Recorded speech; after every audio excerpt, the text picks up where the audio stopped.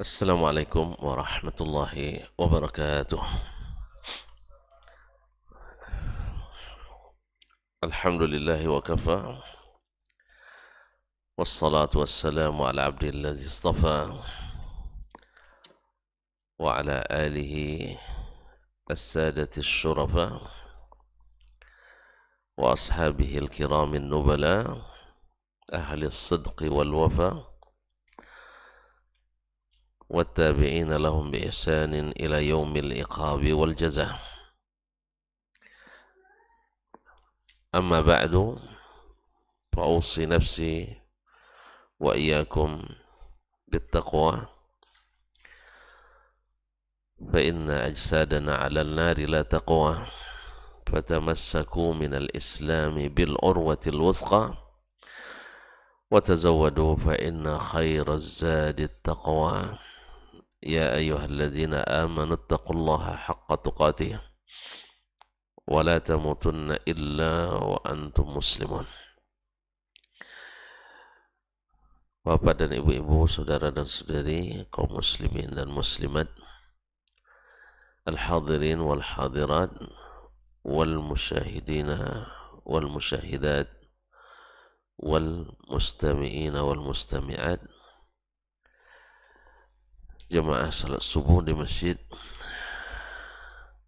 At-Taqwa Indo Sakinah wal Mawaddah, ataupun yang menyaksikan melalui media atau mendengarkan melalui 91,1 FM dimanapun berada.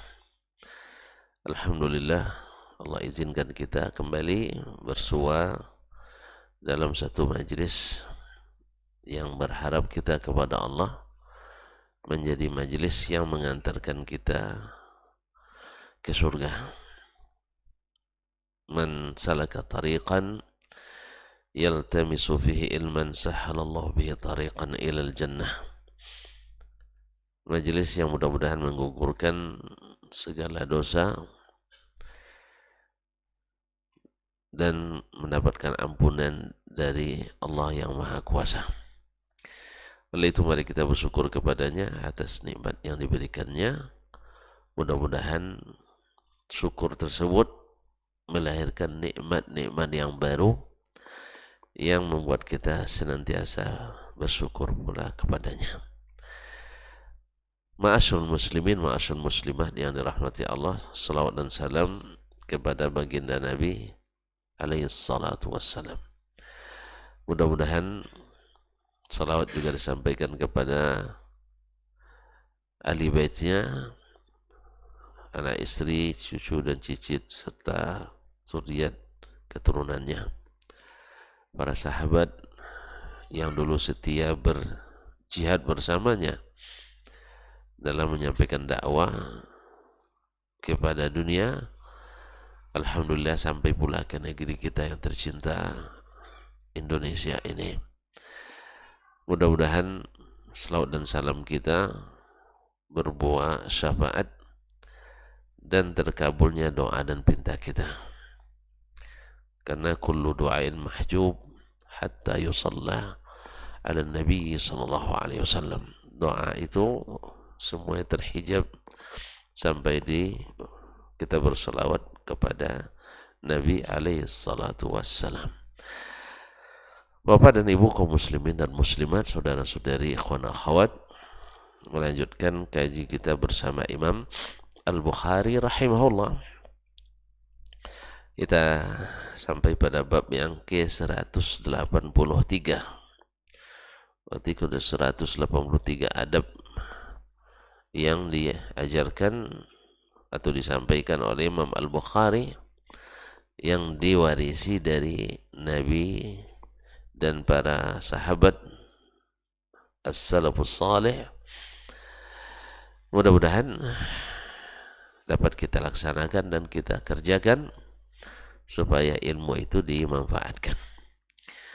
Qala rahimahullah ta'ala babu islahi dhatil bain. Bab mendamaikan hubungan antara sesama. Zatil bain, hubungan antara sesama, maksudnya sesama manusia, dan khususnya di sini adalah antara orang-orang yang beriman. Ma'asyiral kiram yang dirahmati Allah Subhanahu wa taala, Imam Al-Bukhari ingin mengingatkan kita bahwasanya sebesar-besar adab adalah memperbaiki hubungan antara sesama kaum muslimin, karena sebesar-besar azab adalah merusak hubungan antara sesama, seperti yang akan disebutkan dalam hadis nanti. Karena rusaknya hubungan itu akan menyebabkan bergugurannya banyak pahala dan kebaikan kita, digantikan posisinya oleh berbagai maksiat dan dosa. Oleh itu kaum muslimin dan muslimat yang dirahmati Allah Subhanahu wa taala, qala al-Imam Al-Bukhari rahimahullah, haddatsana Sadaqah, telah menceritakan kepada kami Sadaqah. Siapa Sadaqah ini? Sadaqah jariyah. Sadaqah Ibnul Fadl Al-Marwazi. Sadaqah Ibnul Fadl Al-Marwazi. Qala haddatsana Abu Muawiyah, telah menceritakan kepada kami Abu Muawiyah. Siapa Abu Muawiyah? Yang pegang buku? Tidak ada Abu Muawiyah. Siapa orangnya? Tidak sebut ya? Tidak ya, terjemah aja. Abu Muawiyah, karena mereka mengira antum tahu gitu, makanya tidak disebutkannya. Antum tahu? Tidak juga. Itu mau dikasih tahu. Abu Muawiyah adalah Muhammad ibn Khazim Ad-Darir. Muhammad ibn Khazim Ad-Darir awthaqu min awthaqi man rawa an Al-A'mash, termasuk orang yang riwayatnya dari Al-A'mash paling kuat. Yes. Ada para ulama yang bila berikan hadis dari A'mash riwayatnya kokoh. Di antaranya yang paling kuat adalah Abu Muawiyah Ad-Darir, yang disebut dengan namanya Abu Muawiyah Ad-Darir Muhammad ibn Khazim. Anil A'mash, dari Al-A'mash Sulaiman ibn Mahran Al-Kahili Abu Muhammad Al-Kufi. Beliau adalah satu dari 6 tabi'in yang menjadi perpustakaan sanad. Di masa tabi'in ada 6 orang yang menjadi perpustakaan kebanyakan sanad hadis. Salah satunya adalah Al-A'mash. Yang 5-nya lagi masih lupa juga ya. Yakin saya lupa ya, makanya harus diulang-ulang terus. 1, Az-Zuhri di Madinah. 2, Amru ibn Dinar Al-Makki di Makkah. 3, Yahya ibn Ma'ali di Murajalai. Salah Yahya ibn Abi Kathir Al-Yamami di Basrah. Yang 4, Qatadah ibn Di'amah As-Saddusi juga di Basrah. Yang 5, Sulaiman ibn Mahran Al-A'mash Al-Kahili di Kufah. Itu rawi kita hari ini. Yang ke-6 adalah Abu Ishaq As-Sabi'i di Kufah. Bisa diulang? Segar nih. Nah, takut dibilang hafiz pula nanti. An Amri ibn Murrah, dari Amru ibn Murrah Al-Asadi. Ini rawi terkenal, thiqah. An Salim ibn Abil Ja'ad, dari Salim ibn Abil Ja'ad. An Ummi Darda, dari Ummi Ad-Darda. An Abi Darda, dari Abu Darda Uwaimir. An Nabi sallallahu alaihi wasallam, Abu Darda masyhur ya, Kalau tidak tahu antum pergi aja Masjid Abu Darda. Nah, tanya sama imamnya nanti. Ya. Itu Ani Nabi sallallahu alaihi wasallam, dari Nabi sallallahu alaihi wasallam qala, dia berkata, ala unabbi'ukum bidarajatin afdala minas salati was-siyami was-sadaqah. Mau tak kalian aku beritahukan derajat yang lebih afdal dari salat, puasa, dan sedekah? Qalu bala. Mereka sahabat menjawab, mau ya Rasulullah. Qala salahu zatil bain. Salahu zati al-bain. Wa fasadu zatil baini hiya al-haliqah. Wa fasadu zatil baini hiya al-haliqah. Akhrajahu Abu Dawud wa Tirmizi. Disahihkan oleh At-Tirmizi dan setelahnya adalah Syekh Al-Albani rahimahullah ta'ala. Mau tak kalian aku beritahukan suatu derajat yang lebih afdal daripada salat, puasa, dan sedekah? Mereka menjawab, benar ya Rasulullah. Qala salahu zatil bain. Yaitu baiknya hubungan antar sesama manusia. Wa fasadu zatil baini hiyal haliqah.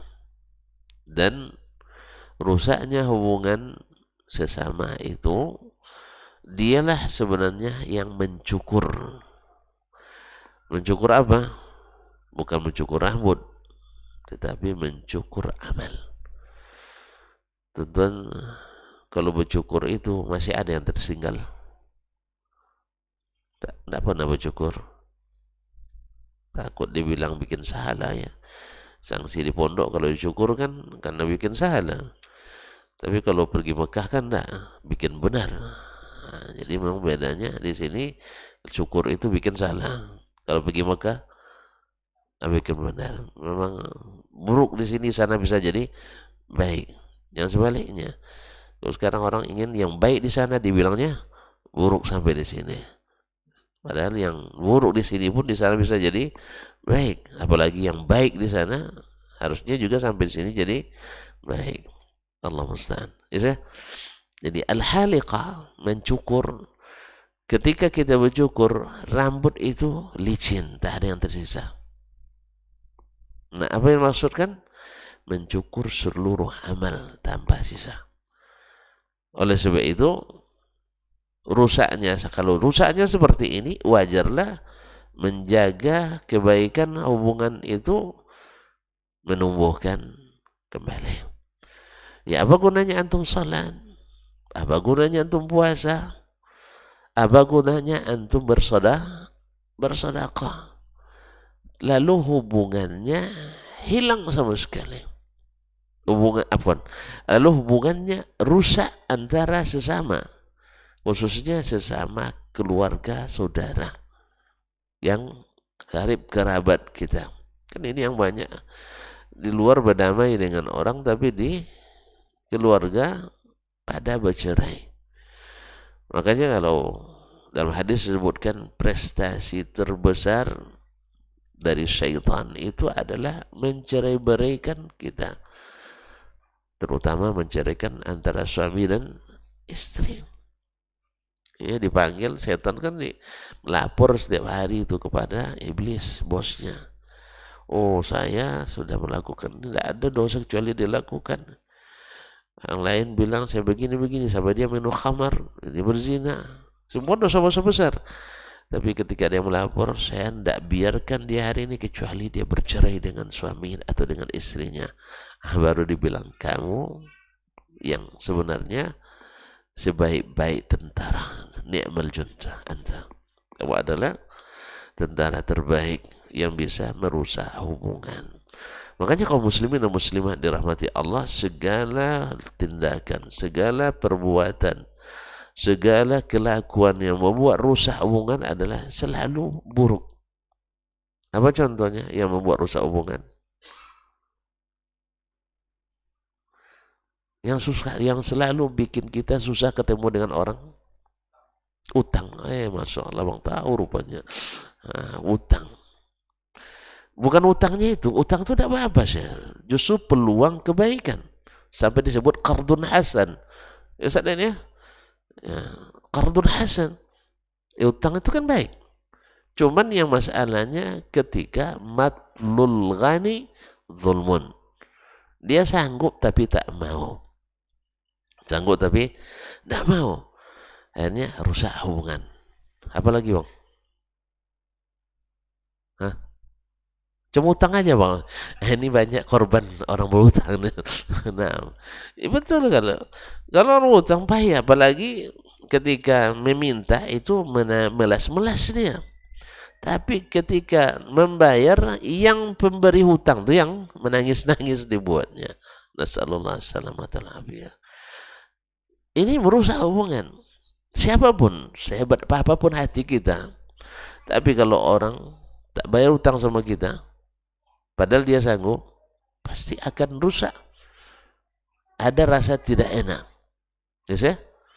Maka kelakuan-kelakuan ini mencukur amal kita, merusak hubungan. Makanya harus dihindari. Apalagi selain utang.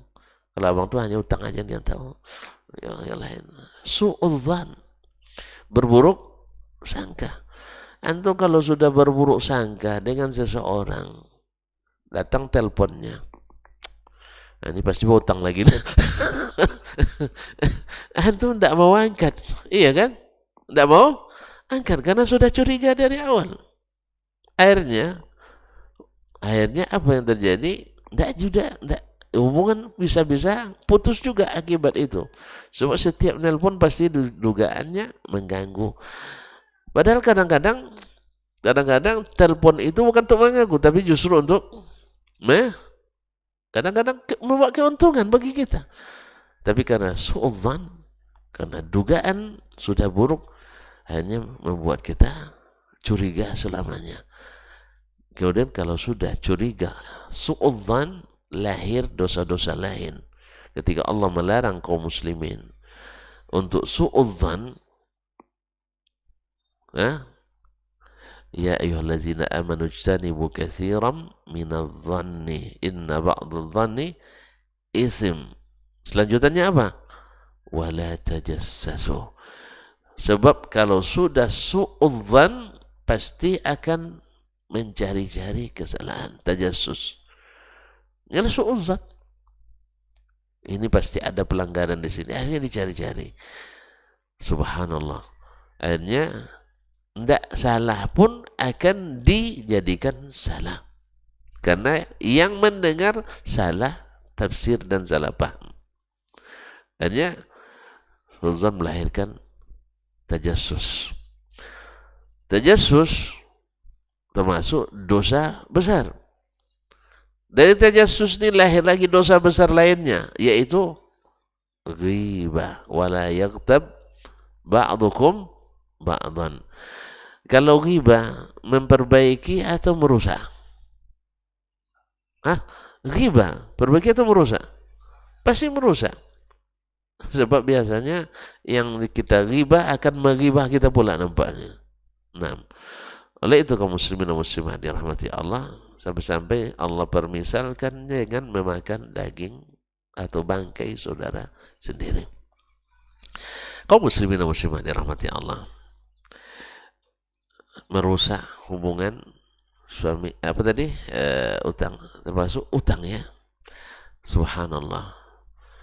Dalam hal ini ada kisah yang sangat menarik, yang sangat menakjubkan terjadi. Seperti yang diceritakan Syekh Abdurrahman Al-Mutawakkil, dia dengarkan dari seorang syekhnya, datang kepadanya seorang laki-laki menceritakan kasus yang dia alami sendiri, yaitu dia sedang punya uang itu mau dipakai, dipinjamkan oleh saudaranya, sudah kandungnya, dia minjam uang. Di saat uang itu mau dipakai, janjinya sebulan, ditelepon. Uh, abang, kalau karena orang Arab nggak tahu kita entah abang tuh ya. Akhi, mana uang yang kemarin? Apa dia bilang? Uang yang mana? Sebulan dah lupa dia, bang. Sebulan. Tidak ada, saya tidak pernah minjam. Rushtaki, pergilah ngadu kemana pun. Coba bayangkan, sakit tidak hatinya tuh. Hah? Kalau dia bilang begini aja, maaf ya, ya saya belum bisa bayar, itu udah sakit juga hati dibuatnya kan. Karena janjinya sebulan, saya nak pakai uang ini sebulan nanti, nah sekarang pakailah dulu. Tolong kembalikan sebulan. Apalagi dia bilang, saya tidak pernah ngambil duit. Mengadu-ngadu kemana pun. Ke langit pun ngadu tidak apa-apa. Ya, saya begitu. Akhirnya ngadulah ke emaknya. Pergi ke emaknya, mak, sebulan kemarin ngambil duit sama saya, tapi dia tidak mau. Tidak mengakui. Emaknya langsung berdoa yang buruk-buruk untuk anaknya itu. Doa orang tua itu kan, ya, kalau doa buruk tuh, ya kalau diijabah oleh Allah SWT, dia terbuka baginya jalan tol ke surga neraka. Ngadu lagi ke abangnya yang tertua, dia juga mengecam dan melaknat saudaranya ini dengan doa-doa yang ini dia yang ceritakan. Andainya Allah kabulkan, dia sudah dibakar di dunia sebelum di akhirat dengan doa itu. Lalu 3 hari setelah itu katanya, saya duduk di masjid mendengarkan kajian tentang keutamaan memaafkan. Karena yang begini ini kan, di antara caranya adalah dengan memaafkan. Lalu dia ketika itu mendengarkan keutamaan memaafkan, apalagi memaafkan saudara yang ini, ya, lalu dia terenyuh mendengarkan kajian itu. Lalu dia bilang, di mana solatku? Ternyata solat, puasa, sedekah, ya, itu tak ada berguna kalau hubungan rusak. Apa jalannya sekarang? Untuk menjaga supaya solat saya tidak rusak, supaya puasa saya tidak hilang, supaya sedekah saya tidak dicukur. Akhirnya dia berjanji pada Allah SWT akan memaafkan saudaranya ini. Ya, karena kalau begini kan sakit hatinya. Tentu kalau udah sakit hati pasti tak akan dekat-dekat lagi. Lalu dia berazam akan memaafkan saudaranya ini. Subhanallah. Lalu dia telepon, akhi, assalamualaikum. Apa jawaban di sebelah? La salam wala kalam. Tidak ada jawab salam pun, tidak dijawabnya. Mabi salam, ya. Mau minta uang lagi, utang. Tidak ada, saya tidak ada utang. Ngadu-ngadu kemana pun ke seluruh dunia, tidak apa-apa katanya. Dengarkan dulu. Saya tidak minta utang lagi. Justru saya akan umumkan di keluarga kita. Karena dia sudah tahu juga diadukan ke mak tadi kan. Tambah sakit, tambah runyam masalah. Karena sudah diketahui oleh keluarganya. Cara saya justru untuk mengumumkan ke keluarga kita bahwa kamu sudah bayar utang itu. Nanti besok malam kita berkumpul di rumah mak, rumah keluarga. Kita makan malam bersama. Di sana nanti akan kita bertemu. Kumpul keluarga, datang nih memang. Datang. Lalu di depan keluarga dia umumkan, sesungguhnya saya ini syukuran karena saudaraku ini sudah membayar utangnya kepada aku, padahal belum. Tapi diumumkan untuk membersihkan nama baiknya yang tadi rusak. Karena sudah diadukan ke mak dan diadukan keluarga yang lain. Itu rusak tuh. Sebenarnya kan tidak perlu diadukan kan. Tapi karena sudah diadukan rusak jadinya. Makanya dia merasa berdosa. Apa kafaratnya? Maka dia berjanji pada Allah memaafkan. Karena dia sudah, kan merusak tuh bang. Saya mau utang ke abang misalnya. Awalnya kita berdua aja yang tahu. Lepas itu bang kasih tahu Ustaz, dah habis tahu ke Kiai ini, dah habis tahu Pak Ali. Akhirnya Pak Ali mulai menengok saya. Ustaz apa nih katanya kan? Utang tak dibayar, bayar. Tentu ketika saya tahu abang sudah menyebar begini, gara-gara tadi, tentu saya rusak juga perasaan saya. Akhirnya dia menembus itu dengan apa?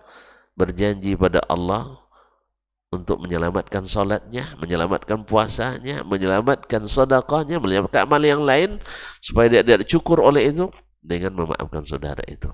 Di depan keluarga yang tadi dia sudah bercerita tentang dia tidak mau bayar utang, dia umumkan utang sudah dibayar. Ibunya pun terharu dan mengusap-usap punggung anaknya. Barakallahu laka fi ya waladi, semoga Allah berkahimu. Dan seterusnya. Abangnya yang tadi juga minta maaf. Semuanya. Di waktu itu datang syaitan. Apa katanya? Hah? Permalukan dia sekarang. Bahwa dia belum bayar utang itu. Ada godaannya.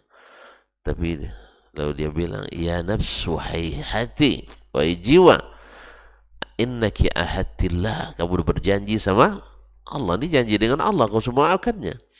Alhamdulillah dia bilang, Paghalaba imani wasawisa syaitani. Alhamdulillah syaitan terkalahkan oleh iman saya waktu itu. Alhamdulillah kami selesai, lega semua keluarga, hubungan kembali baik. Nah, hubungan kembali normal. Nah, subhanallah, menjelang tidur saya salat 2 rakaat katanya. Di dalam sujud, sunat dia, dalam sujud saya katakan, Allahumma inni bi'tuka mazlamati. Ya Allah, kezaliman saudaraku ini, kan kezaliman kan dituntut di akhirat. Nah, sekarang ya Allah, saya jual kepadamu. Dibeli mahal enggak sama Allah? Memaafkan itu. Mahal enggak di sisi Allah? Nah, antum nganggu-nganggu aja. Ada dalilnya. Nah, apa dalilnya?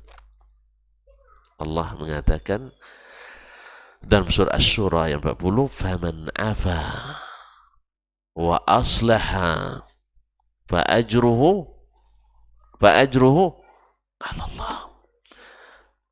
Siapa yang memaafkan untuk mendamaikan, nah islah, pahalanya menjadi tanggungan Allah. Di sini Allah tidak sebutkan pahalanya ini tidak, tapi ditanggung oleh Allah. Kalau Allah yang nanggung, maknanya apa? Besar apa kecil? Besar. Nggak ditentukan dengan jumlah tertentu. Makanya kalau nak cari pahala yang ada jumlah-jumlah tertentunya, antum jangan batasi. Kadang-kadang itulah ketika dengar fatwa misalnya membaca surah apa? Al-Kahfi hari Jumat, ternyata hadisnya dhaif, tinggal baca surah Al-Kahfi setiap hari, termasuk hari Jumat. Akhirnya kita kan memang suka yang seperti itu. Padahal pahala yang terbuka itu lebih besar daripada pahala yang ditentukan. Cuman kita ini suka yang seperti itu kan?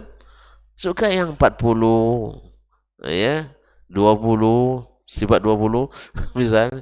Padahal lebih banyak, lebih bagus. Yang berjanji ini yang maha memiliki, yang maha pemberi. Antum tahu enggak bahwasanya Allah SWT dunia dan seisinya ini di sisinya tidak sama dengan sebelah sayap lalat. Setengah sayap lalat. Berapa harganya sayap lalat, Ustaz? Hah? Tidak ada harga? Serius? Ya sih. Antum nggak tahu dong. Sebelahnya racun, sebelahnya penawar. Tentu mahal kan? Nah, berapa harganya? Tidak ada nilainya. Tidak ada nilainya. Makanya serahkan kepada Allah berapa jumlahnya. Fa'ajruhu 'ala Allah. Selepas itu saya tidur katanya. Dalam mimpi menjelang subuh, tiba-tiba pintu saya diketuk orang. Assalamualaikum. Waalaikumsalam. Manit tariq? Siapa yang ngetuk pintu malam-malam begini? Qala ana nabiyuka Muhammad sallallahu alaihi wasallam. Allahu akbar. Nabi datang kepadanya dalam mimpi. Masya Allah. Konten balasannya bang. Datang Nabi dalam mimpi. Ketika dia bilang ana nabiyuka Muhammad sallallahu alaihi wasallam, Nabi buka pintu lalu dia usap-usap. Tabarruk dengan Nabi kan boleh. Dia usap dan cium Nabi alaihi salatu wassalam. Lalu apa kata Nabi sallallahu alaihi wasallam? Dalam mimpinya itu, afauta an akhik. Engkau telah memaafkan saudaramu. Ana ukafi'uka fid dunya wa ajruka 'ala Allahi fil akhirah. Sekarang saya nak berikan kamu hadiah di dunia dan nanti di akhirat pahalanya jadi tanggungan Allah. Lalu dia pegang tangan saya, dibawa pergi sampai kami ke Makkah umrah. Umrah bersama Rasulullah SAW dalam mimpi. Dan mimpi bertemu Nabi adalah hak. Mimpi bertemu Nabi adalah hak. Man ra'ani fil manam faqad ra'ani. Siapa yang melihatku di dalam mimpi, berarti dia benar-benar melihatku. Fa inna syaitana la yatamatsalu bih. Karena syaitan itu tak menyerupaiku. Lalu dibawanya tawaf. Dan di mana tawaf? Hah? Iya di mana? Di Ka'bah. Tidak boleh tawaf sembarang tawaf aja, nanti tawaf pula di pasar Oseng nanti. Tidak ada pasar Oseng lagi sekarang. Bukan tawaf itu, tawaf di Ka'bah. Tawaf itu khusus Ka'bah. Segala tawaf selain Ka'bah itu adalah non sunnah. Ya, ada yang tawaf di kuburan wali misalnya, berarti non sunnah. Tentu kan tidak boleh bilang bid'ah kan, jadi bilang non sunnah. Jadi tawaf di Ka'bah. Habis itu sa'i antara Safa dan Marwah. Selesai itu Nabi lalu diusapnya lagi punggung saya. Barakallahu laka ya waladi. Semoga Allah memberkahimu wahai anakku. Lalu tiba-tiba berhenti mimpi dan dikumandangkan azan dari masjid sebelah. Dan saya terbangun bagi salat subuh. Allahu Akbar. Begitu besarnya pahala islahu zatil bain. Karena fasadu zatil bain mencukur seluruh solat. Mau nak antum solat antum? Tiap hari solat, tambah solat sunat lagi, puasa Ramadan, habis tercukur oleh rusaknya hubungan sesama, khususnya keluarga, saudara-saudara mara kita, kerabat. Makanya khususnya di bulan Rajab ini, apalagi nanti di bulan Sya'ban, di malam pertengahan Sya'ban, Allah akan membagi-bagikan ampunan. Tidak diberikan ampunan kepada dua orang. Satu musyrik, satu musyahin. Musyrik, karena memang orang syirik tidak diampuni dosanya. Kalau antum tahu syirik itu berbahaya, antum mesti nak ngaji tauhid setiap hari. Ini ada pula orang datang dari jauh-jauh luar negeri bang, buat pula orang anti tauhid. Ya, kalau suka belajar tauhid, itu ciri-ciri radikal, ciri wahabi. Ya Allah ya Rabbi. Yang gini-gini ini tidak usah dibawa-bawa, merusak umat aja yang begini. Justru dakwah itu harus dengan tauhid. Ini kadang-kadang Ustaz Anan jadi begini, bikin meriang dibuatnya. Karena tauhid Wahabi itu trinitas katanya. Tauhid yang tak pernah ada zaman Nabi sallallahu alaihi wasallam. Ya, seperti saudara-saudara sebagian bilang pembagian tauhid itu gak ada zaman Nabi. Lalu terus yang dibuat oleh para ulama Asy'ariyah, Maturidiyah, ilmu mutakallimin, ada tauhid apa Ustaz? Tauhidul zawzat, tauhidul as-sifat, tauhidul af'al. Ini ada juga dalam kajian tauhid. Berarti trinitas juga ini. Ada tauhid apa namanya, macam-macam pembagian tauhid yang dibuat, yang diusung oleh mereka, ya, yang tidak ada hakikatnya pada zaman Nabi sallallahu alaihi wasallam, tapi ini yang dijadikan sebagai rujukan. Sedangkan kita menyebutkan, atau ulama yang mereka sebut Wahabi, bagi tauhid menjadi tiga: tauhidul rububiyah, wa tauhidul uluhiyah, tauhidul asma' was sifat. Dikatakan ini oleh mereka bid'ah mungkarah, atau bahkan lebih dahsyatnya dianggap trinitas. Ini kan mengafirkan ini. Ini takfiri, ini radikal seperti ini. Mengafirkan orang yang menurutkan Allah pada rububiyahnya, menurut Allah pada uluhiyah, menurutkan Allah pada asma dan sifatnya. Seolah-olah mereka tak pernah baca surah Al-Fatihah, atau dibaca tapi dilewatkan begitu saja. Bukankah di ayat pertama antum bilang alhamdulillahi rabbil alamin, nassan rububiyah. Tidak ada yang memiliki alam kecuali Allah Subhanahu wa taala. Ar-Rahmanir Rahim, yaitu Allah Maha Pengasih, Maha Penyayang. Berarti Allah punya nama dan sifat yang tidak serupa dengan sifat dan makhluk. Namanya bisa sama, tapi hakikatnya berbeda. Berarti mentauhidkan Allah dalam bab ini, bahwa walaupun semua punya sifat kasih sayang, tapi kasih sayang Allah berbeda dengan kasih sayang kita. Kemudian iyyaka na'budu wa iyyaka nasta'in, itu tauhidul uluhiyah, tauhid al-uluhiyah. Nah, ini bukan ini bukan bid'ah dan bukan trinitas, bukan membagi Tuhan itu jadi tiga: Tuhan Bapa, Tuhan Emak, Tuhan Anak, bukan. Tapi adalah bahwa menurutkan Allah dari tiga sisi. Tapi subhanallah, memang kalau wa ainur ridha an kulli aibin kalilatun wa ainus sukhti tubdil masawiyah.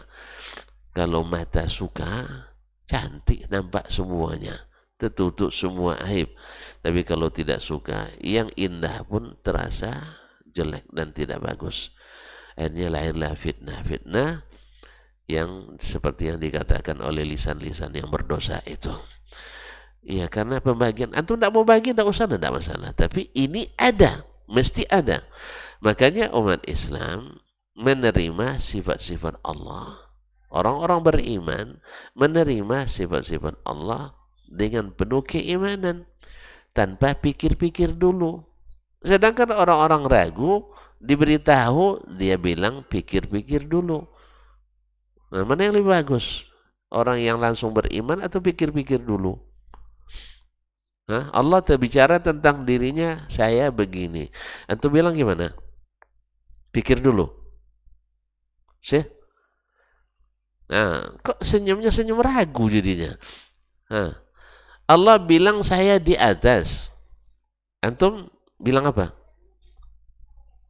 Hah? Amanah, kami beriman. Tanpa ragu. Kalau orang yang bilang, oh enggak bisa begitu aja ya Allah, gitu kan? Berarti antum pikir-pikir dulu. Orang pikir-pikir dulu beriman atau ragu? Orang ragu. Berarti antum ragu, karena pikir dulu. Antum udah nikah belum? Sudah kan? Mau nikah lagi? Jawab. Ragu, pikir dulu, makanya enggak jadi. Nah, semua orang yang enggak jadi, biasanya mikir dulu. Mau enggak bekerja di Kutam? Pikir dulu. Tapi kalau enggak, mau, apapun risikonya, walaupun enggak bergaji misalnya kan, nah, walaupun gaji terlambat, enggak ada masalah. Karena mau. Itulah orang beriman. Nah, ini yang diajarkan dalam tauhid ini. Sehingga semua sifat Allah itu kita terima. Tapi mereka enggak. Pikir-pikir dulu. Kalau sesuai pikiran, diterima. Kalau enggak, ditolak, dicari gantinya yang lain. Istawa jadi istaulah. Ya, akhirnya dirubah-rubah. Dirubah-rubah. Apa sebab? Karena dia ingin Allah seperti yang dia pikirkan. Kalau kita enggak, kita meyakini Allah seperti yang dikabarkan. Itu aja bedanya. Mereka ingin Allah seperti yang dipikirkan, kalau kita ingin atau beriman pada Allah seperti yang Dia kabarkan. Nah, pilih yang mana bang? Yang tongkau, yang mandai-mandai? Tidak ada keduanya. Maka kita adalah yakin dan mau menerima. Ma'asyarul kiram. Nah, ketika belajar tentang tauhid uluhiyah, tahu kita sebab-sebab yang merusak tauhid ibadah, kita hindari.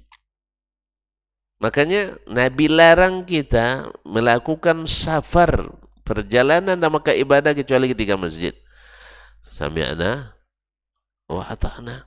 Tapi orang-orang yang jarang atau tidak benar dalam bertauhid misalnya, jadikan kuburan sebagai destinasi wisata religius. Nabi larang, mereka buat. Akhirnya apa yang terjadi?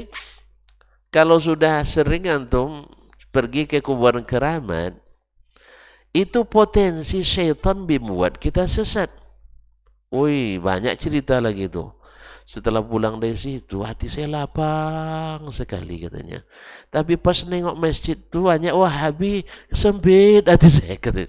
Akhirnya masjid dikosongkan, kuburan diramaikan. Maka yang seperti ini pastilah anti apa tadi? Anti tauhid. Karena dia akan terganggu. Kita bilang kalau nak berdoa pergi ke masjid. Kalau mereka bilang kalau nak afdal doa pergi ke kuburan keramat. Kan berbeda. Iya. Kalau orang beriman makmurkan masjid. Kalau mereka bilang kalau nak hebat sering ke kuburan Tuan guru. Kalau kita dalam sempit ingat Allah, mereka bilang kalau dalam terdesak ingat masa susu saya suhu. Ingat Tuan guru. Itu yang diajarkannya. Kamu nanti dalam keadaan terjepit, dalam keadaan susah, ingat guru akan terbayang selesai masalah. Sedangkan ahlu tauhid kalau dalam keadaan sempit ingat Allah. Makanya mereka anti dengan pengajian tauhid karena akan terhalang segala bentuk-bentuk penyimpangan itu. Makanya orang menyimpang tak akan pernah suka pada orang yang lurus. Ramaikan masjid, mereka ramaikan kuburan. Makanya pernah dari sebuah masjid ada teman singgah sholat maghrib Ustaz, di masjid dekat dengan kuburan keramat salah seorang sunan atau wali songo. Pas waktu wudhu, di tempat wudhunya ramai, pakai baju putih-putih, jubah. Pas masuk masjid sholat, macam tidak ada orang. Ya, artinya orang sebanyak itu tadi tidak nampak. Saya jadi curiga katanya, jangan-jangan ini jin tadi yang banyak wudhu di tempat apa tadi. Selesai salat maghrib, rupanya kuburan yang ramai. Kuburan yang ramai. Entah apa yang dibuat di sana, yang jelas rupanya mereka menganggap di kubur itu lebih afdal baca Quran daripada di masjid. Di kubur itu lebih afdal berdoa daripada di masjid. Jelas kan? Jelas. Jadi mereka lebih mengharap doanya mustajab di kuburan keramat daripada di masjid karamah. Nah, makanya patutlah dia anti dengan pengajian tauhid karena akan terganggu. Ma'asyarul kiram dirahmati Allah. Terus antum membahas ini merusak hubungan. Ini kan merusak hubungannya. Ya, sebab diingatkan. Nah, ini termasuk enggak al-haliqah ini? Mengingatkan orang seperti ini termasuk enggak mencukur amal kita? Masuk. Kalau masuk bertobat saya sekarang. Iya, mengingatkan orang supaya kalau nak doanya mustajab sering ke masjid, jangan ke kuburan. Lalu antum tersinggung karena sering ke kuburan. Nah, berdosa tidak saya mengingatkan ini? Berdosa tidak buat lagi nanti. Ini yang berpahala karena kita mengingatkan umat dari jalan-jalan menuju menuju syirik yang menyesatkan. Makanya tidak diampuni bagi orang yang berbuat syirik. Oleh sebab itu kita ingatkan orang dari hal-hal yang mendekati syirik itu. Yang kedua nanti apa? Apa lagi? Yang tidak diampuni al-musahin, orang yang tidak berbaikan antara sesama. Berat enggak? Nah, dua yang tak dapat ampunan, satu musyrik, satu yang merusak hubungan sesama. Syirik merusak hubungan dengan Allah, dan berbantah itu merusak hubungan dengan sesama. Besar kan? Tak dapat ampunan. Oleh sebab itu dari sekarang berazamlah perbaiki hubungan sesama, khususnya keluarga dekat kita. Jangan sampai diputuskan. Kan apalagi zaman sekarang tinggal telepon aja. Tidak mesti antum ziarah lah. Assalamualaikum bang, apa kabar? Dah cair seperti itu, alhamdulillah, selesai itu. Karena afdaluhuma apa katanya Ustaz? Khairuhuma allazi yabda'u bisalam. Yang terbaik di antara kedua yang berselisih itu adalah yang pertama memulai salam. Sederhana, ini HP ini luar biasa kalau digunakan untuk kebaikan. Ada dua orang ustadz besar, dua ustadz besar sudah tidak sapa menyapa hampir 20 tahun. Ini luar biasa, ustadz tidak saling menyapa hampir 20 tahun. Akibat apa? Sederhana sebenarnya, sederhana, tapi karena ini tidak sesuai. Yang satu ingin selalu ke masjid, yang satu ingin selalu ke kubur. Itu juga sebabnya. Nah, sehingga di kampung tuh tidak bersapaan mereka. Lalu pas yang satu mau naik haji, saya bilang sama Ustaz itu, mau tidak Ustaz menelponnya pakai telepon saya? Segan lah katanya. Tidak boleh segan sebenarnya. Kalau mau saya damaikan, selesai. Alhamdulillah mau nih, saya telepon, Assalamualaikum. Pas dia mau naik haji, naik haji kan mau berbaikan dia, alhamdulillah momennya pas. Saya pun sedang sakit pula, ada pula momen sedang dirawat di rumah sakit. Jadi dia kasihan dengan saya, dia juga perlu menjaga ibadahnya. Dia bilang Assalamualaikum Bu ya, salam. Jadi berangkat, jadi Masya Allah, semoga selamat pergi balik. Ini Ustadz sebulan mau bicara, selesai. Tapi saya bilang, mana yang lebih tua antum? Dia lebih tua. Cuman kawan main kelereng dulu katanya. Nggak usah, jangan bicara masalah kelereng. Panggil dia panggilan yang meninggikan dia.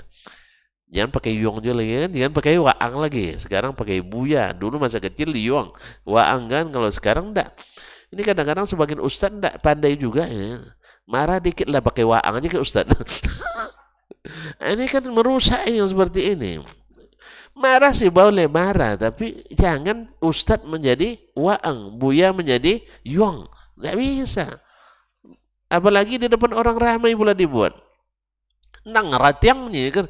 Itu tidak pas. Apalagi depan orang. Makanya ada hal boleh ucapkan sesama dekat dengan kita, tidak ada masalah. Tapi ketika di depan umum, jangan gunakan kata-kata itu. Tersinggung tak antum? Saya bilang, yuang. Depan anak-anak kutab nanti. Tersinggung tak? Iya, depan aku tak panggil abah, ustadz, kiai, yang meninggikan. Nanti belakang cibir lah habis itu kan. Setelah berdua kalian nanti gimana? Pakai panggil lah. Gile lu katanya, kayak orang Betawi kan, enggak apa-apa. Tapi depan orang ini enggak, jangan. La ilaha illallah Muhammadur Rasulullah. Sampai kenapa gitu tadi? Apa ceritanya tadi? Panggil dia dengan panggilan. Antum cepat lupa sekali. Aneh yang belok-belok, antum yang pening. Panggil dia dengan panggilan yang ini. Assalamualaikum cu katanya. Alhamdulillah. Mulai sudah cair. Coba lihat. Habis itu kan pulang haji nanti ada acara biasanya kan. Syukuran. Selama hampir 20 tahun tidak pernah diundang. Sekarang langsung. Fulan. Kamu udah pulang kan, nak syukuran, datang so, siap. Nah kan itu, alhamdulillah datang. Tidak lama lepas itu pergi pula Ustaz ni ngantar anaknya sekolah ke Jawa, jumpa pula di airport. Salam sama Tok Acu. Nah kan, dikasih duit. Selama ini kalau nampak dijauhi, sekarang dapat anaknya 3 dapat duit tuh. Murah rezeki kalau damai-damai itu bang. Iya murah rezeki yang damai. Makanya jangan rusak hubungan. Rezeki dari Allah murah, sesama pun jadi murah. Tapi kalau tidak semua tercukur, pahala dicukur, rezeki pun tercukur juga. Oleh sebab itu tidak ada baiknya merusak hubungan seperti karena ini tidak termasuk adab yang sangat rendah. Ya, karena yang berkelahi gara-gara makanan tuh biasanya mohon maaf apa? Tuh yang makan rumput itu. Ya, kita jangan lagi berkelahi gara-gara makan, jangan lagi gara minum, gara-gara jabatan, gara-gara kesempatan, jangan. Gara-gara jadwal masjid pun berkelahi. Karena saya ada diundang di situ, gimana masjid itu bisa dikosongkan? Ya Allah ya Rabbi. Sebanyak nih masjid. Saya pernah menjelang pulang dulu, ada sebagian kawan kan tidak setuju dengan cara kita berdakwah. Kadang gini aja lah saya bilang. Kita di Riau itu penduduknya 6 juta lebih saya bilang. Antum ambil 6 juta lebihnya untuk saya, ada cukup tuh. Akhirnya dia tidak pulang ke sini juga. Dia pergi kemana-mana gitu. Akhirnya jangan ngurus 6 juta, ngurus 60 orang aja udah payah kita. Dapat hidayah 60 orang tangan kita, lumayan. Makanya antum jangan risau. Saya di masjid ini, masjid lain masih banyak belum orang belum ngaji itu. Jangan risau nak. Atau antum nak gantikan saya sini, silakan. Saya pindah ke masjid lain, tidak ada masalah. Ini enggak gara-gara jadwal saya di sini, antum tidak dapat jadwal, dimusuhi saya gara-gara itu, jangan. Masjid banyak.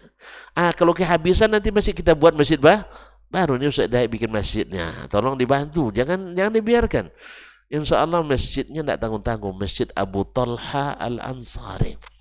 Yayasan Bayruha Taibah. Ini nama yayasan dah lama saya usul-usulkan, baru Ustaz Dayat yang mau menerima usulan ini, Masya Allah. Cuma dirubah oleh kawan di pengurusan, yang saya usulkan Taibah jadi Tayyibah. Jadi gara-gara nahu berubah jadinya. Ini tidak semua bisa dinahukan, karena kalimat Taibah walaupun maknanya sama tapi lebih enak didengar daripada di bab ini. Tapi tak apa-apa. Ya mereka tidak konfirmasi dulu sebelum melakukannya. Ya karena seharusnya konfirmasi ke yang kasih nama. Nah, karena ada hal-hal ini. Jadi Bayruha Taibah. Jadi bukan Bayruha At-Taibah. Tapi sudah terlanjur tidak apa-apa. Nah, jadi kaum muslimin maksudnya kalau masjid kurang, tolong diselesaikan masjid ini. Siapapun yang mendengar, nanti Ustaz dikirim nomornya Ustaz. Banyak yang mungkin dari luar mau kasih juga ya Bang ya. Yang tak masalah, nak 1 miliar silahkan. 1.000 pun tak pasal. Nah, 1.000 pun tak pasal. Kalau insya Allah bersama kita bisa. Letaknya di mana Ustaz? Alamatnya di Jalan Semangka ya. Ya tidak jauh dari pesantren Ummul Qura. Masya Allah dekat-dekat dengan Ummul Qura dapat juga kebaikannya Ustaz ya. Tapi kalau dekat-dekat dengan yang bukan, dapat juga imbasnya. Semoga Allah SWT selesaikan, mudahkan ya masjid ini dibangun sehingga menjadi salah satu pula menara ilmu, menara tauhid, menara iman di kota bertuah pekan baru ini. Wallahu taala alam. Ini belum selesai, tapi kita cukuplah sampai di sini dulu. Ya. Ya. Insyaallah kita sambung karena ada beberapa hal yang ingin saya sampaikan, cuma karena waktu yang membatasi. Habis ini ada kegiatan di sini. Saya pun juga ada rapat sehari gabungan 4 lembaga. Mudah-mudahan bisa dimudahkan semuanya. Amin ya rabbal alamin. Pokoknya intinya dari sekarang kita tidak boleh kelahi. Jelas? Hanya karena dunia. Hanya karena dunia. Tapi kalau memberi nasihat, membenarkan yang meluruskan bengkok, ya memberikan ilmu, itu memang harus. Kalau antum jangan baperan pula. Semua salah saya. Tidak semua kok, itu aja kok. Satu itu aja. Yang lain tambah lagi. Makanya usahakan berilmu dulu sebelum diamalkan. Jangan amalkan dulu baru cari ilmunya. Sekarang akhirnya kan terpaksa tambal sulam. Tambal sulam kokoh dia. Kan tidak kokoh dia. Tengoklah. Kalau antum bikin kubah masjid tambal sulam, antum bocor terus. Bikin atap tambal sulam, bocor. Baju tambal sulam, cepat juga robeknya, ya kan? Kalau sebab itu jangan tambal sulam. Ilmu dulu baru amalkan. Coba kalau tidak berilmu, buat diamalkan, itulah akhirnya. Allah musta'an wa alaihi tuklan. Terima kasih dan mohon maaf. Subhanakallah bihamdik. Asyhadu an la ilaha illa anta astaghfiruka wa atubu ilaik. Wassalamualaikum warahmatullahi wabarakatuh. Majtama'a qaumun fi baitin min buyutillah yatluna kitab Allah wa yatadarasunahu fima bainahum illa nazalat alaihimus sakinah wa ghasyiyatuhumur rahmah wa haffat bihimul malaikah wa dzakarahumullahu fiman indah. Tidaklah suatu kaum duduk di salah satu rumah Allah membaca ayat-ayat Allah dan sama-sama mempelajarinya kecuali turun kepada mereka as-sakinah, ketentraman dan kenyamanan. Wa ghasyiyatuhumur rahmah, dan mereka diliputi pula oleh rahmat, kasih sayang dari Allah Subhanahu wa taala. Wa haffat bihimul malaikah, dan mereka pun dikelilingi oleh para malaikat, karena malaikat suka majlis-majlis zikir dan ilmu. Wa dzakarahumullahu fiman indah, dan Allah akan banggakan sebut-sebut mereka di kalangan malaikat-malaikat yang ada di sisinya, di masyarakat atas. Mudah-mudahan kita termasuk yang sering disebut-sebut di sisi Allah di kalangan para malaikat, dan di akhir majlis ini mudah-mudahan kita pula mendapatkan seperti yang tersebut dalam hadis qudsi, qumu maghfuran lakum, silahkan berangkat meninggalkan majlis ini dalam keadaan diampuni dosa-dosa kalian.